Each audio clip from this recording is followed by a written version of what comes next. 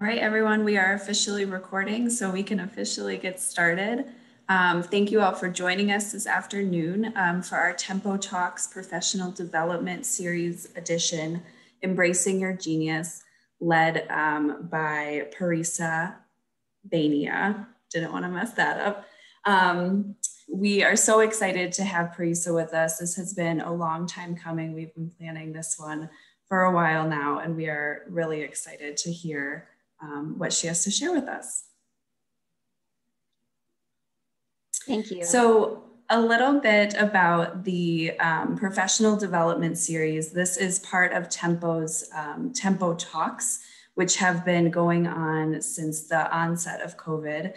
And the professional development series is an initiative of Tempo's that has tagged on to the Tempo Talks initiative over the last year. The professional development series are held on Fridays in June, October, December, March year. And while virtual, they're noon to 1:30, but when we return to in-person, they will be in the mornings from 7:30 to 9. And we are so excited to have a date on the calendar for a return to in-person on October 1st. So save the date and mark your calendars for that Friday morning. We can't wait to be in person for these sessions again. The focus of these are interactive workshops and educational presentations. So we invite our members and emerging women leaders to have their teams join them for these sessions and really take some of back to their workplaces and apply them here today and then bring them back. So that is what we are going to be doing today with Parisa, and we thank you for joining us. Before we get started, just a few Zoom housekeeping, although I know everyone on this call is probably a Zoom pro by now. This session, because it is interactive, is a little different than our typical Tempo Talks webinars. So you do have the ability to unmute yourself and be on camera if you would like. We ask that you remain muted during Parisa's presentation until there's some audience participation opportunities or we go to our breakout rooms. And your video is optional, but we do recommend it in the breakout rooms. There will be a few of them throughout the session so that you can get to know your other participants and see each other face to face. And we definitely want to still hear from you in the chat. So feel free to interact with us that way. I know Parisa will be asking some questions for you in the chat. So make sure that is opened up in your browser and we will interact that way. I also want to give a shout out to BMO Harris Bank, who is our Tempo Talks sponsor. They have been an incredible sponsor of this webinar series for many months now, and we can't thank them enough for their support in allowing us to present these to you each month and ongoing over the next year. So without further ado, I'm going to hand it over to Rachel Byers, who is a member of our Professional Development Committee. This committee works to bring speakers like Parisa to these events and to our membership. And so Rachel has been instrumental on that committee in helping with the planning and organizing of this PD sessions. So Parisa, I'm going to turn it over to, or Rachel, I'm going to turn it over to you to introduce Parisa. Thank you so much. I am so excited to have this honor to introduce all of us to Parisa this Friday. So Parisa coaches C-suite and senior leaders who are high will, high skill with a growth mindset. In other words, high performers like us who go 80 miles an hour in a 45-mile-an-hour zone. These days, leadership is filled with complexities, whether we're navigating from an audacious goal or trying to avoid that iceberg ahead of us. In either case, Parisa's clients choose her because she's either sat at the table with them or next to them and knows how we feel to not be alone in those crowded leadership rooms. She's unafraid to speak truth to power to help propel us forward. With over 2 decades of corporate consulting, coaching, and let's be honest, real life experiences, Parisa's key strategic difference is empathy. Empathy in business is more than just being nice to one another. It's a strategic imperative. It means that leaders create context and understanding so that they do a better job of serving their customers and engaging their teams. She's so passionate about the application of empathy in business that she's developed a 6 empathy model for her clients to employ. And she wants all of us to put empathy at the forefront in our leadership as we engage with everyone around us. Parisa is a certified professional coach. She holds a BA from Northwestern University and an MBA from NYU's Stern School of Business.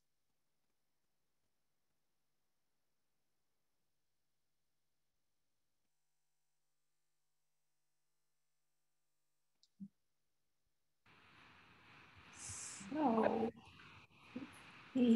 thank you, everyone. Let me get my screen situation up and running. Hopefully you can see my screen. Thank you so much to this wonderful organization for inviting me to join you today. As Kelsey mentioned, this has been long in the making. There have been lots of planning calls with Kelsey and Natalie, and I'm just so excited to be here to talk to you about embracing your genius and playing your largest game in whatever work that it is that you do, for profit, nonprofit, etc.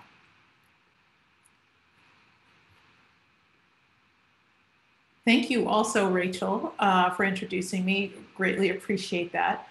My name is Parisa, and I am a business whisperer. What I do is that I invite and challenge my clients to stand fully in their power and compel them to get out of their own way. And the reason why this is that I can see in my mind's eye the outsized impact they can have on the planet and our communities once they give themselves permission to do so. I can see in my mind's eye the outsized impact that you all have on us as well. I adore this quote. The best way to predict the future is to invent it. And the reason why I love this quote, I love it generally, but the reason why I love it for our purposes today is that it really sets a nice container for what we're going to talk about. We all have the space and we all have the capacity to create our own success. We can create the conditions for our own success. So here is our run of show for today. I'm going to do a quick survey to see where you all are at, talk about why your genius matters, share with you a little bit about my cautionary tale, do some level setting around performance versus mastery. We'll talk a little bit about growth mindset and zone of genius, and I'll share with you a growth mindset case study that you might find interesting. Peppered throughout, and Kelsey mentioned this, is that we will have 3 breakout sessions that, in as much as it's nice to have more formal conversations like this one, there's more fulsome, more meaningful connection that we have when we have these breakout rooms. So I've built them in here so that that can be available to you. I only have one rule, and that rule is confidentiality. This is a safe container.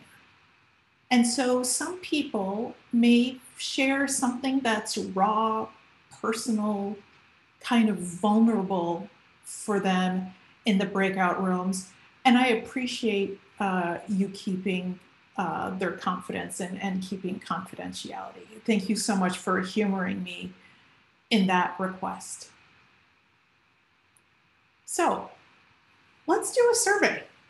I'm curious to know what might have prompted you to join today instead of being outside in the sunshine. Please share your answer in the chat. You could be a number 1. You're wondering what the difference is between performance and mastery. Curious to hear about growth mindset and what it means to have or cultivate one. You might be somewhat familiar with growth mindset. Maybe you've heard about living in your zone of genius. You could instead of me be giving this talk on growth mindset and zone of genius, you could be doing this in your sleep, candidly, and maybe you're curious to hear about other people's perspectives or other. And if you're other, share with all of us what that other might be. So I'm seeing lots of 2s and 3s. Love it. I'm seeing, oh my gosh, it's a preponderance of 2 and 3. That's great. Thank you so much for putting your answers in the chat. This is great. So before I go on to the next slide, I would like to invite you to close your eyes. If you don't mind humoring me in that, please close your eyes. Now, let's pretend it's June 4th, 2024, exactly 3 years from today, and we are celebrating you. It has been the best 3 years of your life, personally and professionally, because you've hit a key goal. Take a few moments to note for yourself what that accomplished goal is and bask in your success.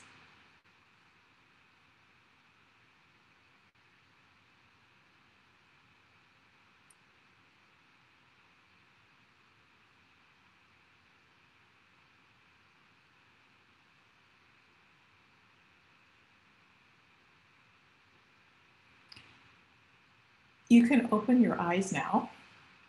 Very shortly, you're going to be going into your very first breakout room for 5 minutes.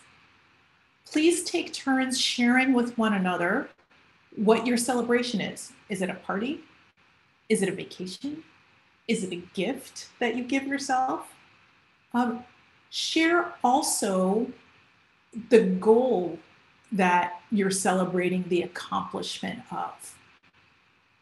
And then the last piece is, if you don't hit this goal, what is the most likely reason? In other words, how might you be blocking yourself from accomplishing that goal?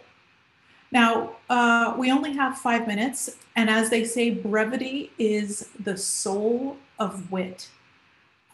So Kelsey, if you don't mind inviting everyone to their breakout rooms, and we'll be in business.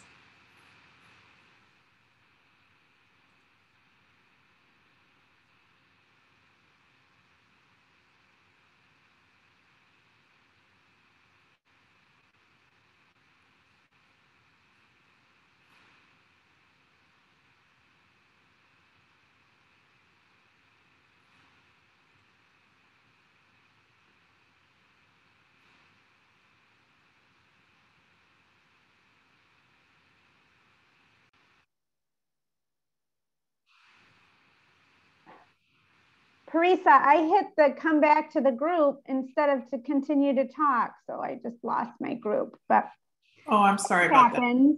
Hopefully they're still together. Sorry about that. It was me, but that's okay.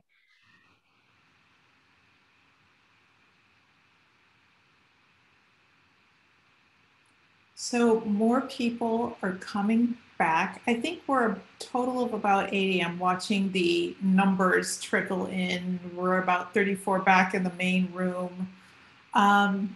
If anyone feels comfortable sharing a reflection or what they may have enjoyed about the conversation you had in your breakout room, please go ahead and put that in the chat.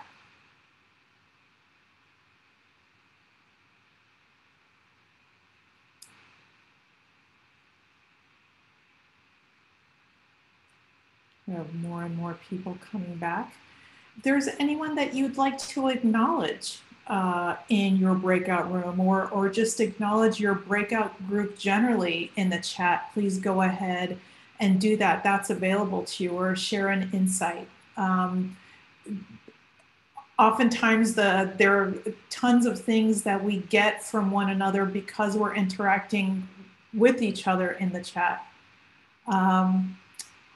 Julie, thank you so much for saying that. Yeah, leaders forget to celebrate. That's something that is kind of a thing that is a thing generally. That higher up you go in the leadership, the more difficult it is to remember to just say, I accomplished this thing and it has this particular positive impact. I just got a direct message from Karen, and I apologize if I'm mispronouncing your name. There will be a recording available later, 100%. So thank you so much for sharing and being vulnerable with your shares. So your genius matters. And you succeed in playing your largest game at work or in life when you lean into your mastery and your zone of genius. So let me share with you a little bit more about my experience. I used to be a square peg, desperately trying to fit into round holes. Trying to fit in never worked, and I was incredibly unhappy. And candidly, so were the people that I worked for. I had the titles, I had the responsibilities, but not the mindset nor the skill set to be successful. And so what I've come to learn about my zone of genius is that it really comes alive when I seek mastery as an executive coach and an advisor. That when I really lean into that and I'm hungry to build and grow in those ways, that's really where things just grow exponentially for me. And so the outward manifestation of the work that I'm trying to do is when my clients say to me, Parisa, thanks to you, I'm back on track and you've changed my life. That is magic. You deserve to be in the best expression of yourself as you're mapping out how it is that you are going to play your largest game possible. So let me share with you a little bit more about my cautionary tale. And this is something that's within the last couple of years for me. This is not post-business school, which is 20, however many years ago. As I was developing my practice, I was afraid. And two things I'm most afraid of still, it was like a work in progress for me, is being fully visible and fully vulnerable. And because I didn't believe in myself, I didn't feel comfortable being fully visible nor fully vulnerable, full stop. And so it was better for me to hide behind a vague description of my work. And I never really talked about the IP that I've developed or the things that I've done.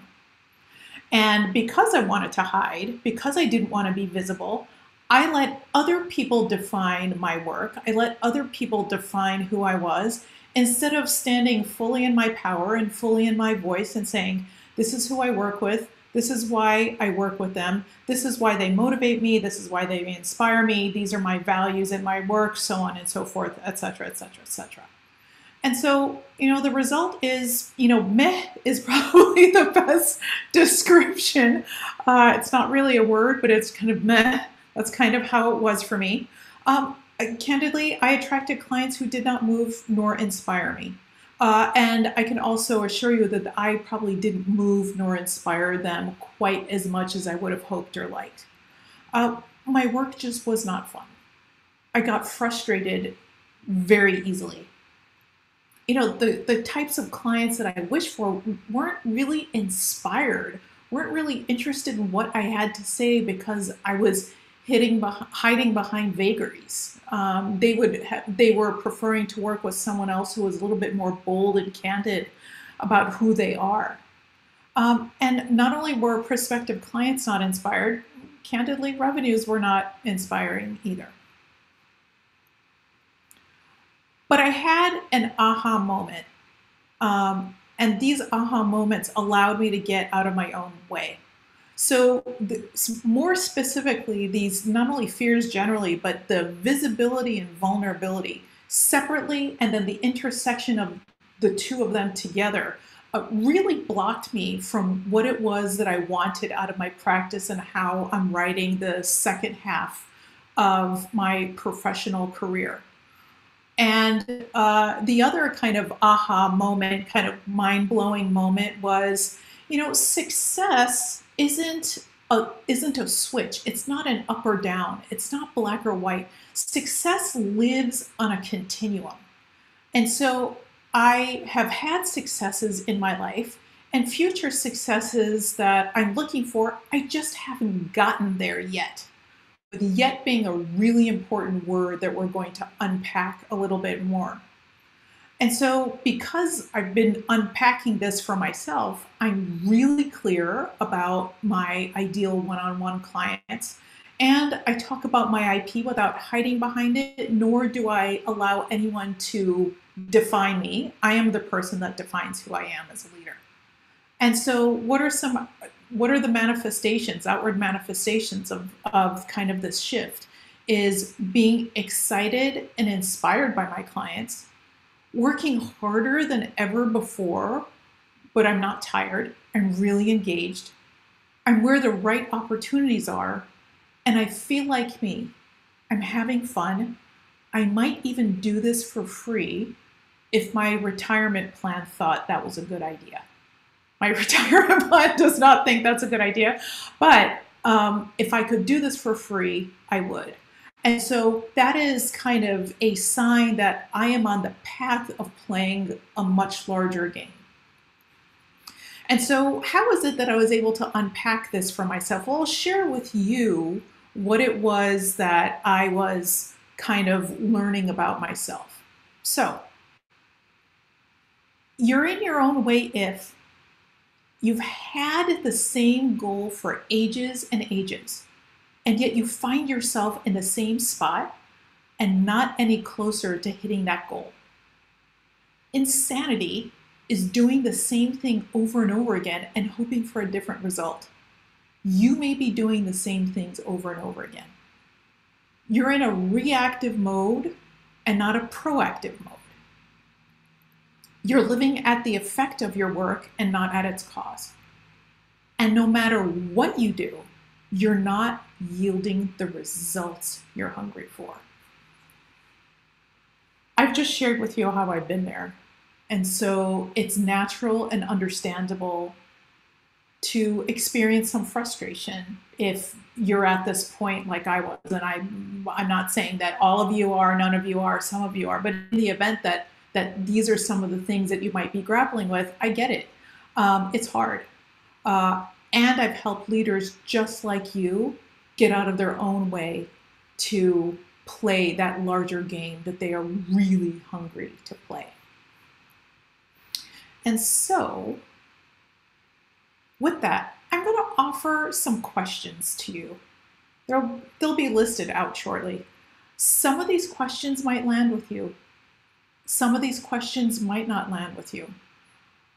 Make a note of the one or the two that may kind of hit, that may resonate with you. And to be really clear, there's no good nor bad reaction to these questions, and there's no right answer. They are just meant to be, let's say, food for thought more than anything else. Where in your life are you dishonest with yourself? What do you pretend to not know about yourself as a leader? Are your work and your values aligned? What is the cost when they aren't aligned? Are you phoning it in? When was the last time you felt engaged in or challenged by your work? How are you developing your business or developing as a leader? And in some cases, I know that we have some nonprofit leaders in the audience. Just switch out business for nonprofit. How might you be blocking your success? Is it self-sabotage, imposter syndrome, or what have you? And again, one or none of these questions might land with you, and there's no right or wrong answer, and there's no good nor bad response to it. When did you last see the forest and not the trees? So, with that, I'm going to invite you to our second breakout room. Answer the question that may have struck you the most or that you might have found the most intriguing. You'll have 5 minutes. Please take turns sharing the question and your answer to the question, and then also reflect on some insights you might have on other people's shares. So with that, Kelsey, if you don't mind inviting people to their breakouts, I would appreciate it.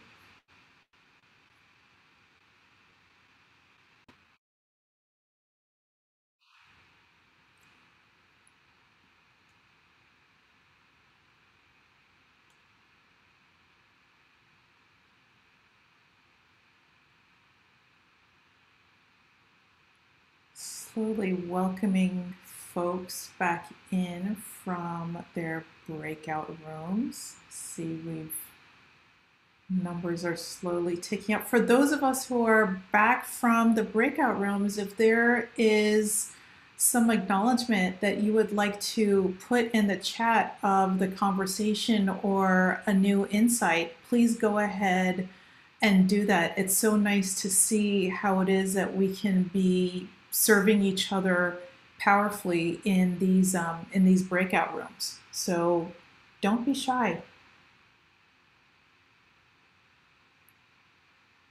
Welcoming more folks back in.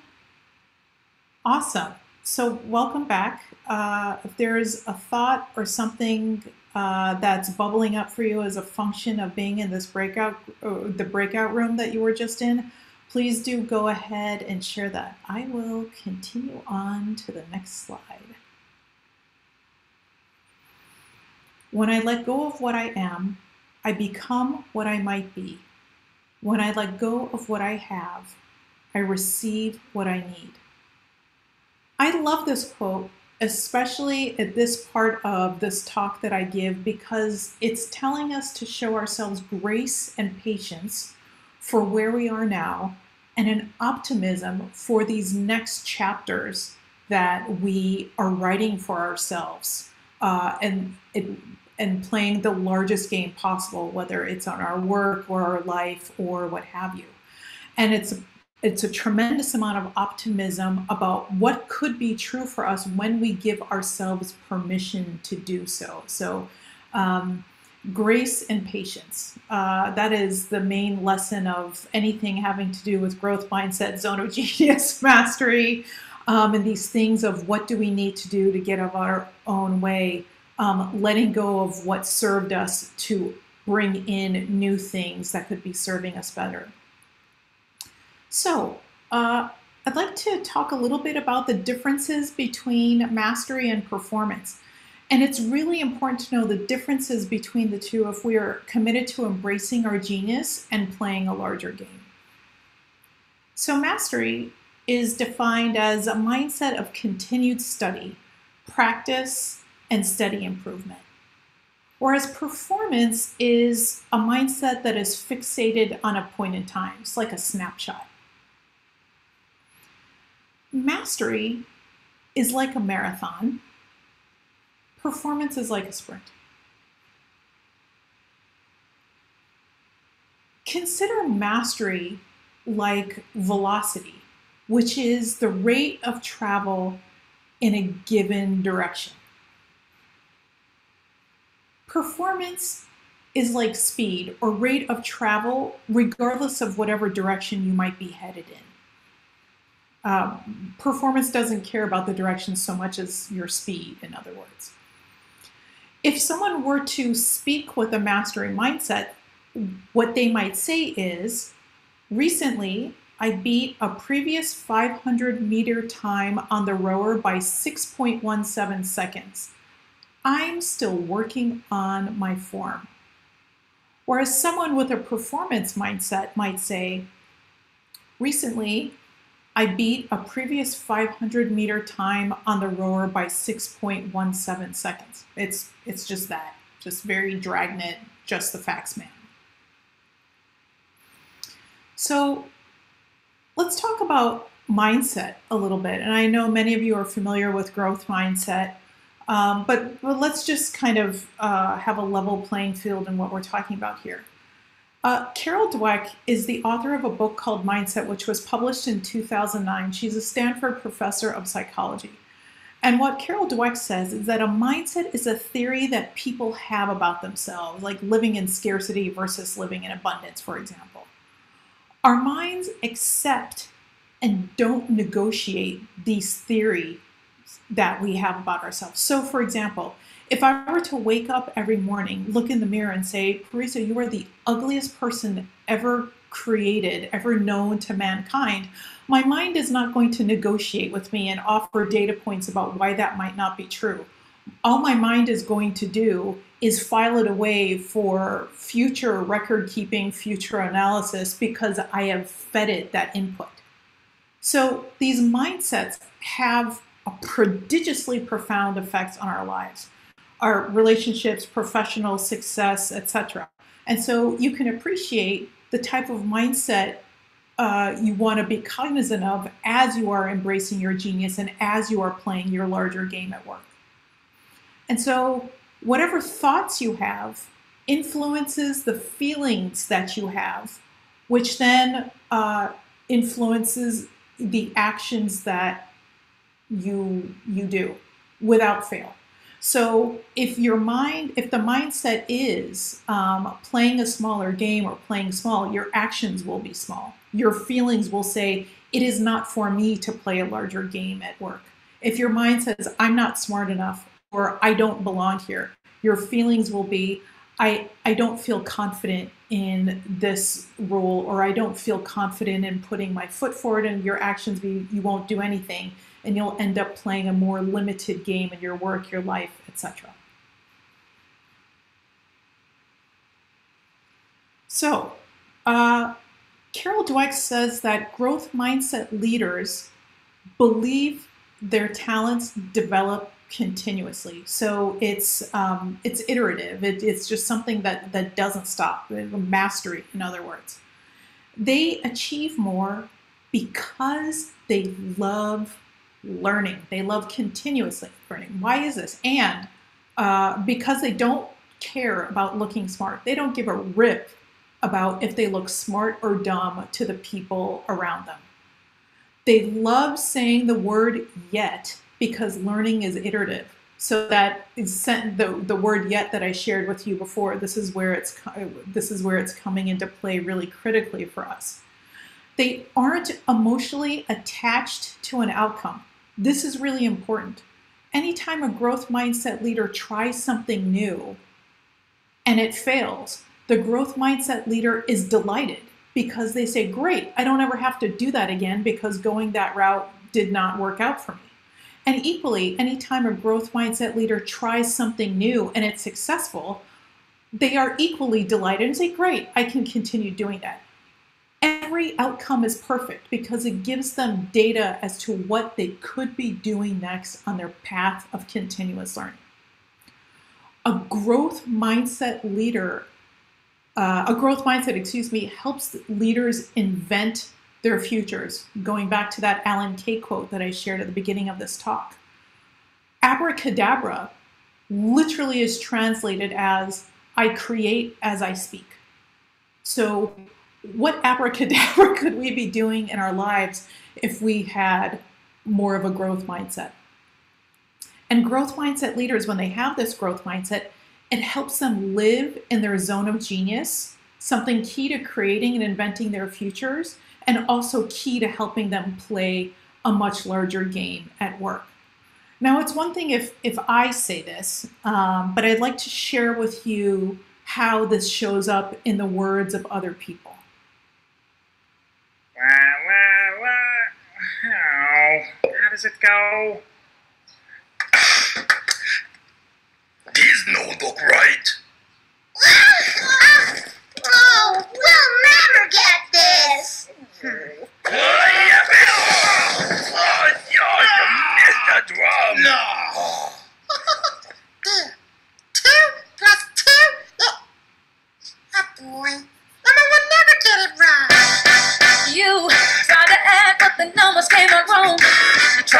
bake, but you didn't know the whole song. You tried to cook, but the food it didn't taste right. You tried to dunk, but you didn't get enough hype. You didn't do it right now, but keep trying, you learn how. You just didn't get it yet, but you get it soon, I bet.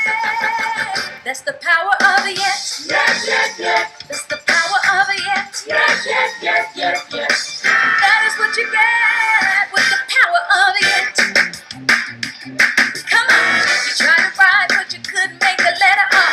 You tried to jump, but you didn't make it very far. You tried to drum, but you couldn't find a downbeat. You tried to dance, but you tripped on your own feet.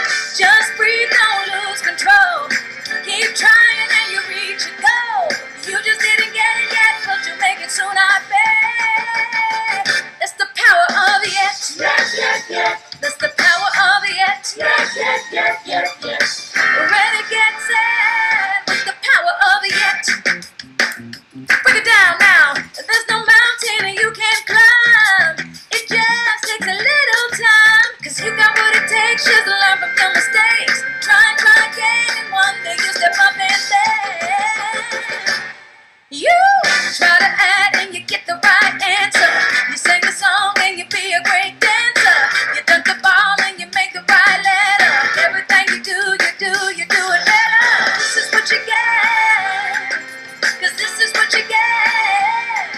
Cause this is what you get with the power of the yes. Yes, yes, yes. That's the power of the yes. Yes, yes, yes, yes, yes. And that is what you get. And that is what you get. Woo! And that is what you get with the power of the yes. Thank you for humoring me. When someone introduced me to this video, it said everything to me about the power of yet. One of the things that I find so incredibly powerful about this is that it reintroduces the joy of learning, thanks to Janelle Monáe and Sesame Street. But then also it teaches us what would be true for our kids when we continue to teach them and reinforce for them that it's okay if you haven't learned it. It's just that you haven't learned it yet.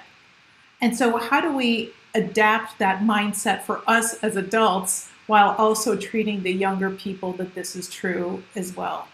Yeah, Mary Ellen, I don't think I'm going to be able to dunk either. I am height challenged, but you know, I will support Big Bird in doing so.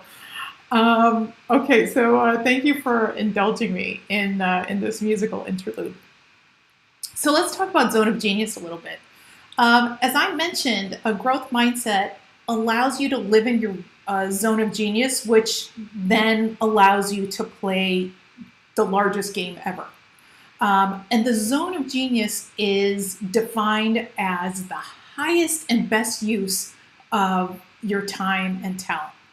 Now, where did this idea come from? There is a book written by Gay Hendricks called The Big Leap, which was also published in 2009. And Gay Hendricks is also a professor at Stanford. And someone in the chat early on when I asked my survey question had mentioned this. This is so this is where, of course, you'll have some familiarity.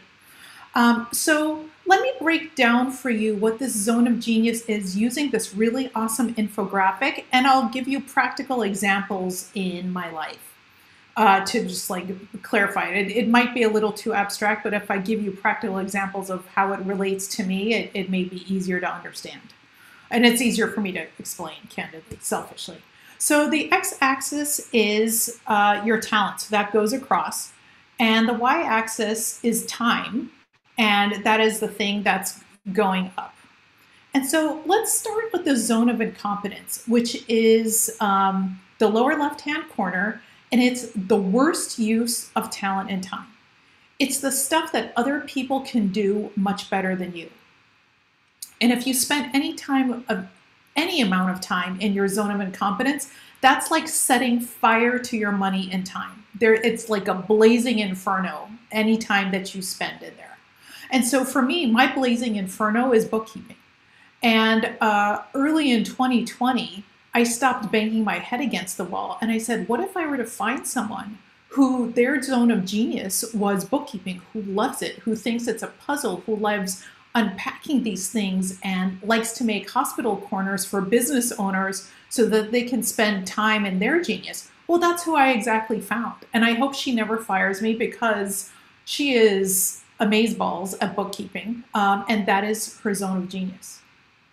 So let us go over to the right, which is the zone of competence. So it's a slightly better use of talent, not a super great use of your time. So the zone of competence is stuff that you do just as well as other people. There's no particular talent here. And so for me, that's baking. I know how to bake from scratch, and I know how to follow directions on a brownie mix box. That does not mean I should go to culinary school and become a pastry chef.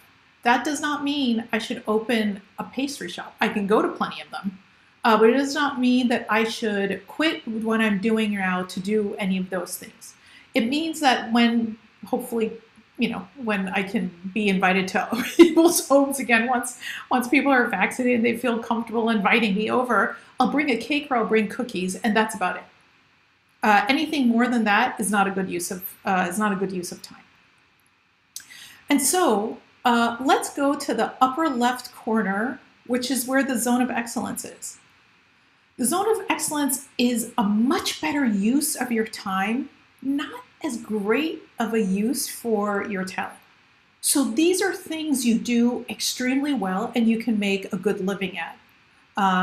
And this is a place where it's comfortable and relatable for people. And so in my corporate life, I worked for American Express and Citigroup when I was doing marketing strategy for them.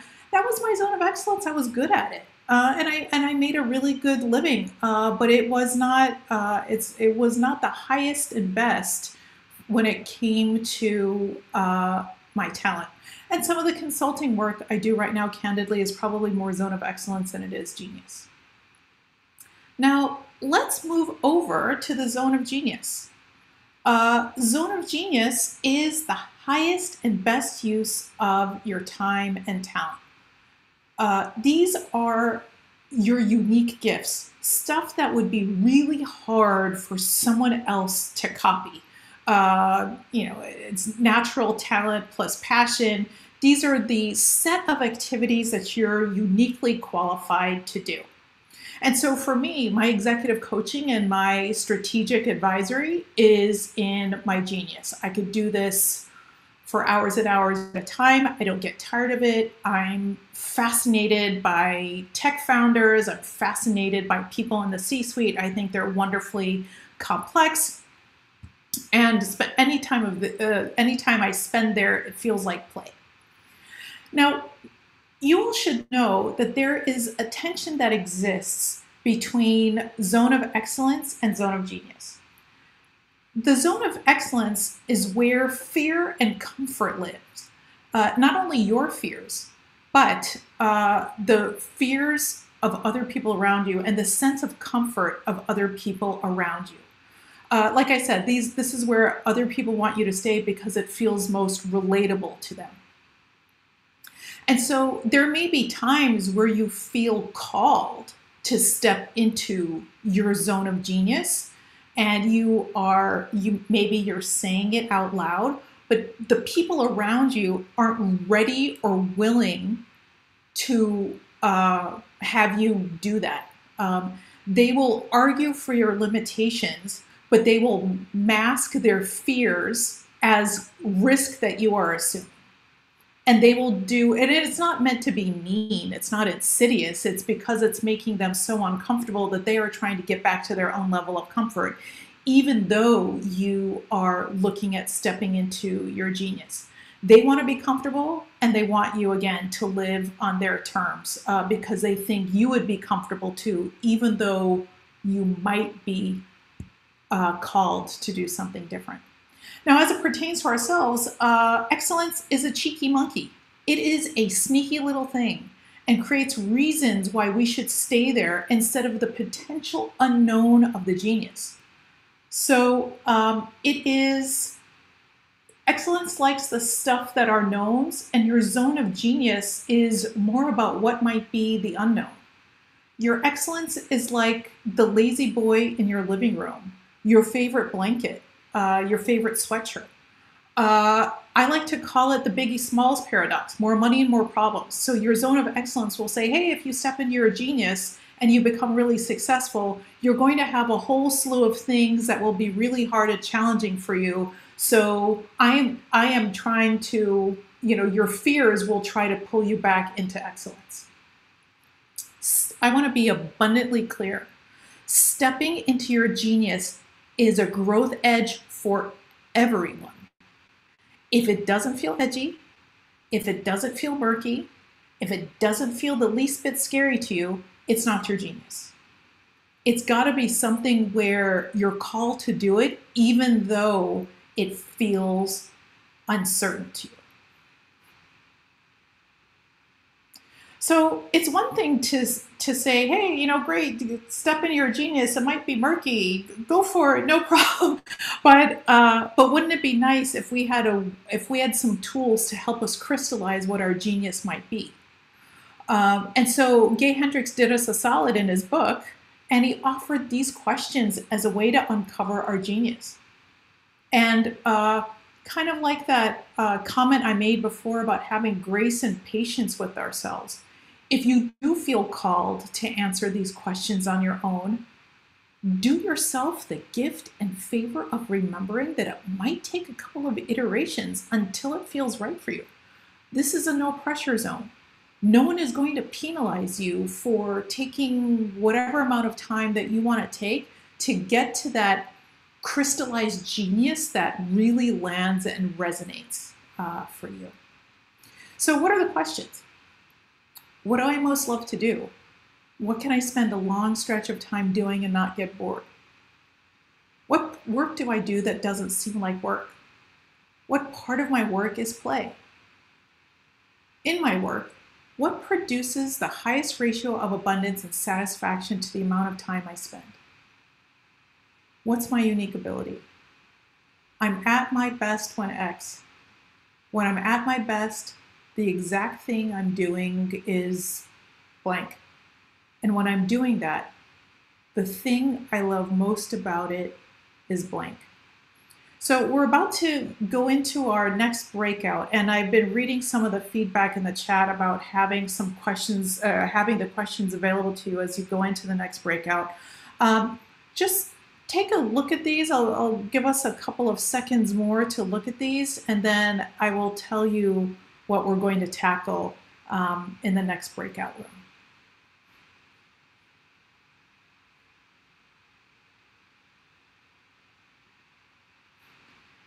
Okay, so our last breakout room, another 5 minutes.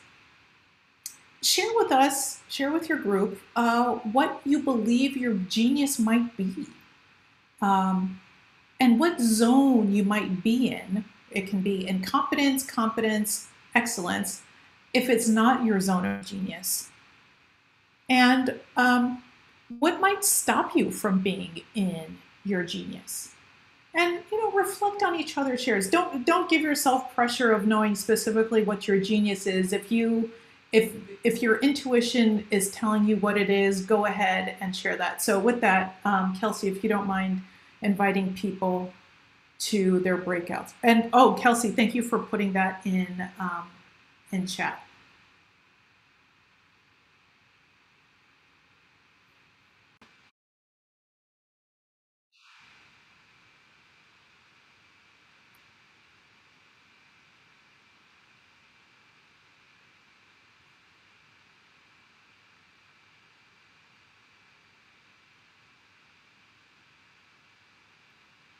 All right, we are slowly getting some people back into the room.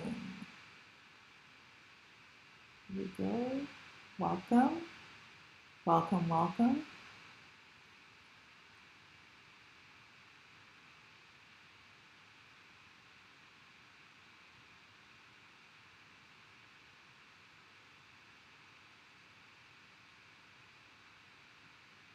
All right, welcome back. I know we have more and more people coming into the room.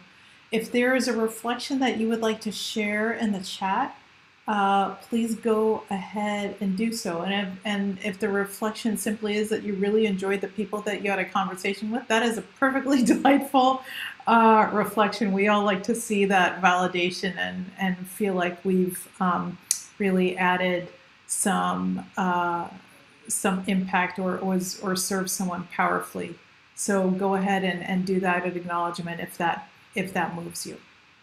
So moving on.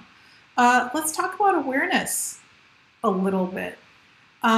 Awareness is key to embracing mastery, a growth mindset, and living in your zone of genius on the path to playing the largest game possible for you. And so when it comes to awareness, we all see what we expect to see, and that's neither good nor bad.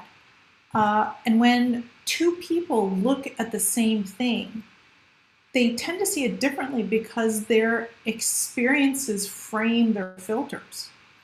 And so these filters are like a funhouse mirror at a carnival. So if I were standing next to someone, I might be short and squat, but you might be tall and skinny.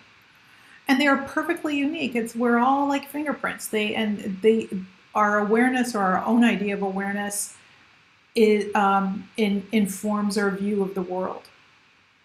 Now, the funny thing about awareness is that we believe that we are more aware than we actually are. And so we are about to play a game. I'm going to give you 30 seconds, and this will be on the honor, because we're not going to break out. It'll be on the honor code. I'm going to give you 30 seconds. I'll count you off, and I have my timer ready on my phone. Count anything around you that is blue. Now, teal is okay, turquoise, just anything in the blue family. I'll give you 30 seconds.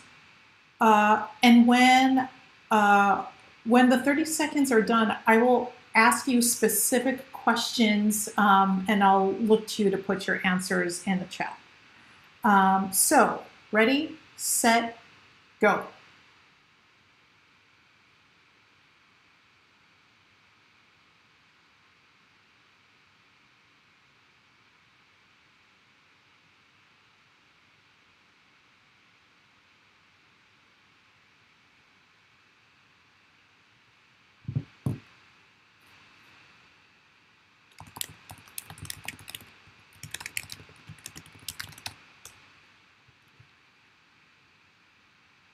Okay, time is up.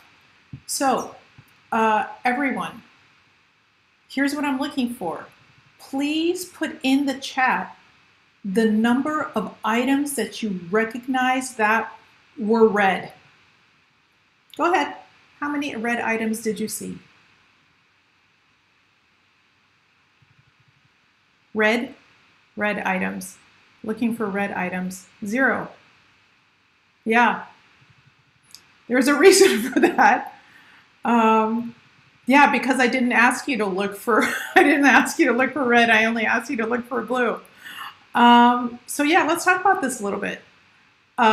We are not as aware as we think we are, as we believe we are. Now, the good news here for all of us is that awareness is like a muscle, and we all have access to it, and we all have the capacity to develop it. We all have the capacity to strengthen it. You need a super strong sense of awareness, self-awareness, environmental awareness, physical awareness, any sort of awareness to embrace a growth mindset fully, to live in your genius fully, to lean into mastery, and to play the largest game possible. It is such a wonderful, beautiful exercise to go through this and do this with your teams. It's always a fun game to play, and the reflections afterwards are pretty powerful. So let me share with you about a client that I work with who I adore. She's become a friend. So Sheena was a client of mine a couple of years ago, and she committed to embracing a growth mindset as she was scaling her digital transformation consulting firm. And so this meant that she was leaning into reframing her Jenny from the block roots as a point of strength and not limitation. She was the first person in her family to graduate college, let alone work for a big consulting firm and then decide to create her own consulting firm. And before she was using that as a limiting thing, and so we were reframing it to a strength.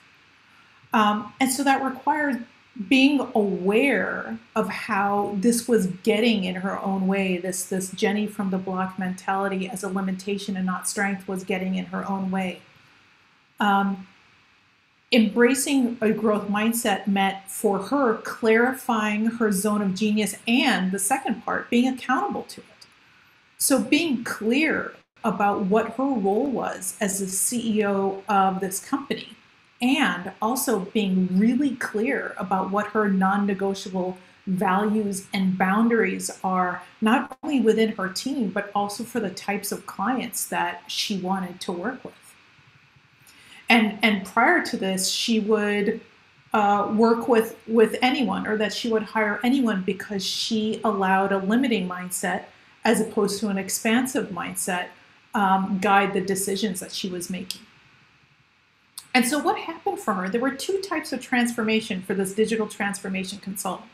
So there was business transformation. By reframing and adopting a growth mindset, her company grew revenues by 5x by closing larger retainers with the clients that she wanted. And she allowed herself the space to hire a dream team. And then personally for her, she realized that there was no hell maybe. There was only hell yes or hell no. And that is really speaking to being clear about your genius and being clear about what your non-negotiables are and being clear about your values. And so she realized that she has better results because she creates space and time to work within her genius. And she is more energized when she creates win-win relationships that are aligned with values.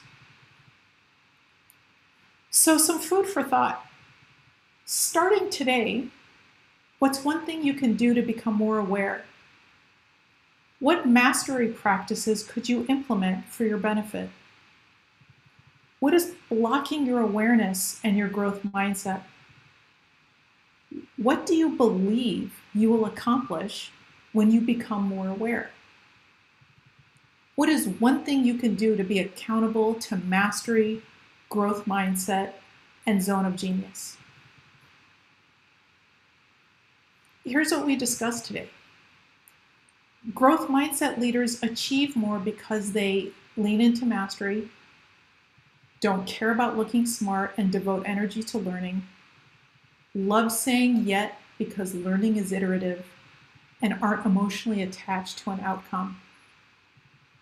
Your zone of genius is the best use of time and talent. It's where everything feels like play and it feels effortless. It's fun, you do it for free. The zone of incompetence is a blazing inferno.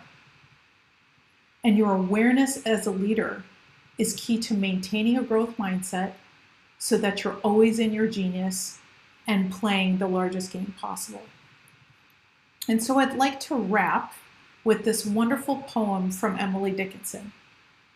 I dwell in possibility, a fairer house than prose, more numerous of windows, superior for doors, of chambers as the cedars, impregnable of eye, and for an everlasting roof, the gambrels of the sky.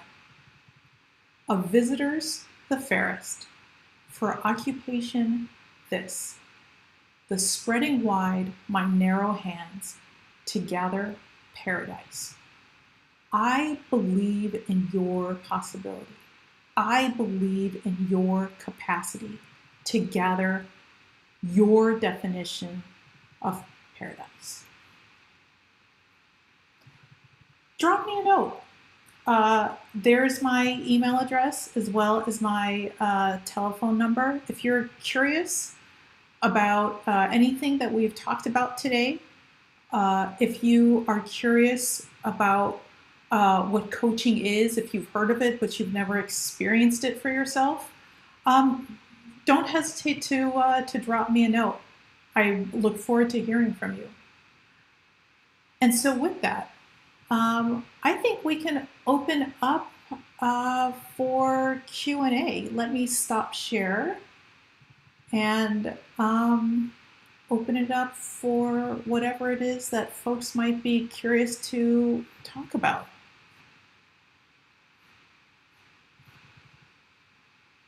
Any questions? And feel free just to unmute yourself. If you do have a question, you can just chime in. You don't necessarily have to put it in the chat.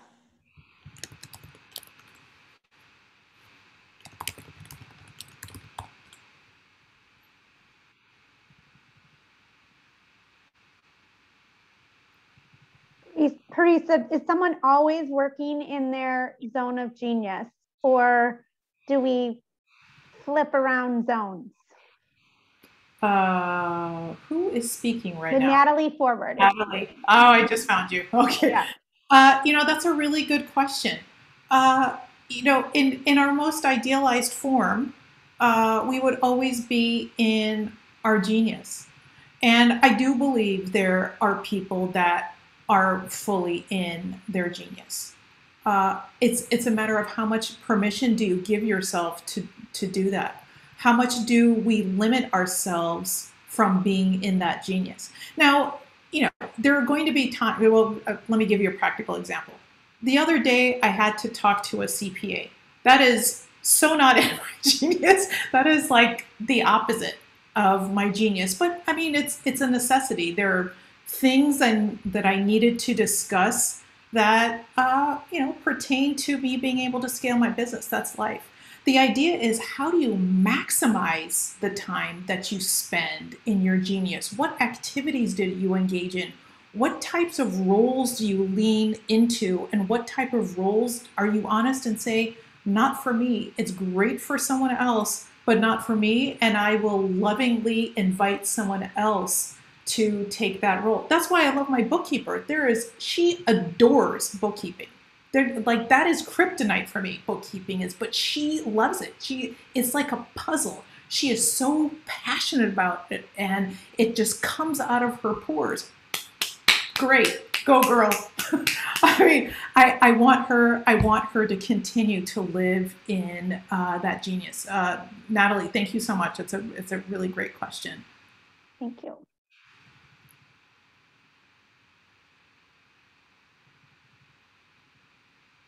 Andrea, thank you for your acknowledgement. I do love The Big Leap, and it's one of those books where you can read it a couple of times over, and every time you read it, you pick up something that you may have missed the previous time you read it. So it is a good read. So thank you for the endorsement of the book. And the Mindset book from Carol Dweck is a good read. Another book that you all might find interesting is called the oh my gosh, what's it called? Stephen Kotler's Art of Impossible. That is very similar in principle to The Big Leap and being in our genius. I think we have time for another question before I hand things back to Kelsey. Does anyone have a question that they have or something that they would like to explore? This is Kate. I would like to ask, what do you think are some good activities or exercises towards advancing your mastery? Yeah, that's a wonderful question. And so help me understand what's driving the question a little bit. Like, how do I flex my muscles? How do I know if I'm between performance and mastery? What are some things I should be doing to sort of recognize if I'm reaching mastery or getting me there?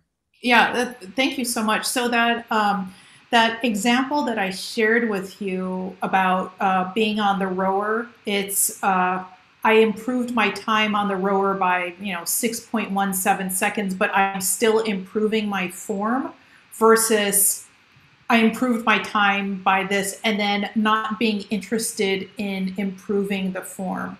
So mastery is all about what incremental improvements you can find for yourself.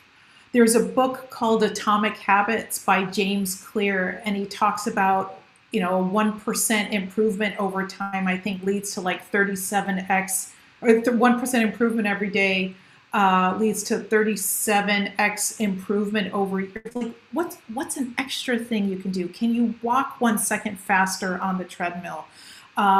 If there is something that you're learning to do, you know, how much are you willing to lean into the learning of it, even though it feels prodigiously difficult? If you're a one and done, that's more of a performance thing. It's like, okay, I did that.